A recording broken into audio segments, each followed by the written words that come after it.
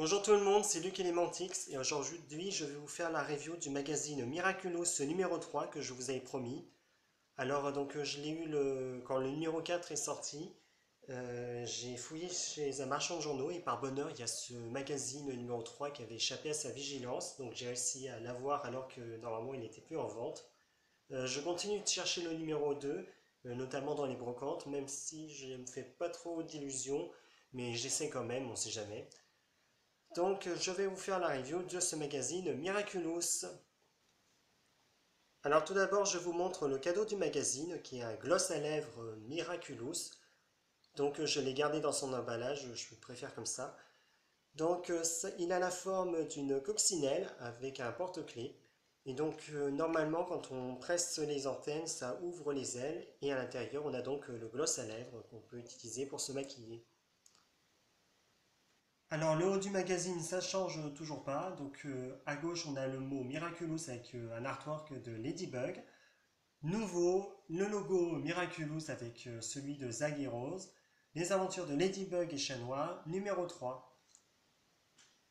Sur la couverture, on retrouve bien évidemment Ladybug qui pose devant la tour Eiffel. À gauche, on a marqué en cadeau ton gloss. En dessous, ton emploi du temps à détacher. Et tout en bas, ils nous disent tout sur Adrien, un poster et aussi un test spécial rentrée, 3 BD, des jeux, une enquête passionnante et la recette secrète des croissants de Tom. Miam miam. On passe maintenant à l'intérieur du magazine Miraculous. Sur la première page, on a une publicité pour l'album Panini Soy Luna. Ensuite, on a le sommaire Miraculous avec le mot de Marinette, la présentation du cadeau et une petite énigme. Ensuite, on a une double page de présentation sur Adrien, ou plutôt sur la chambre d'Adrien, qui nous montre un peu tout ce qu'il est, discipliné, curieux, sportif, connecté, généreux. Ça, c'est tout le contraire de son père, en gros. Ensuite, on a une BD de 8 pages qui est faite avec des captures d'écran de l'épisode Roger Cop. Ensuite, on arrive à la page des jeux avec une enquête avec Ladybug et Chat Noir pour retrouver le sac que Chloé a perdu. Donc, il y a plusieurs mini-jeux pour trouver les indices et trouver où se trouve le sac. On a une double page de coloriage avec Ladybug et Chat Noir. Ensuite, on arrive à la rubrique des recettes de Tom qui nous apprend à faire des croissants. Et je dois dire que j'adore l'idée parce que d'une part, le croissant, c'est une viennoiserie typiquement française.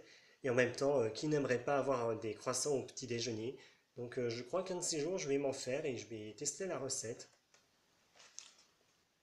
Ensuite, on a une nouvelle double page qui nous présente l'univers de la série Miraculous avec la présentation de Alia et Nino, les meilleurs amis de Marinette et Adrien, avec un mini-jeu aussi en bas de page. Ensuite, on a une page avec le jeu des différences et ainsi qu'une petite publicité en bas de page pour les deux derniers DVD de la saison 1 de Miraculous Ladybug. Et à droite, vous avez la première partie du poster de Ladybug, qui est donc une des premières images qu'on a eues de la série avant qu'elle ne soit lancée. Alors pour une fois, on n'a pas un double poster avec ce magazine, puisque l'une des faces, c'est un emploi du temps pour noter toutes ces journées, du lundi au samedi. Et voici la deuxième partie du poster de Ladybug, et vous pouvez voir qu'on enchaîne avec une nouvelle BD qui est avec les captures d'images de l'épisode Le Dessinateur. Après la BD, il y a une publicité pour le magazine My Little Pony le film, mais ça c'est pas très intéressant. Ensuite, on a un test pour savoir quelle personnalité renvoie notre écriture. Puis une nouvelle BD qui est l'épisode Lady Wi-Fi où Alia se fait acclimatiser.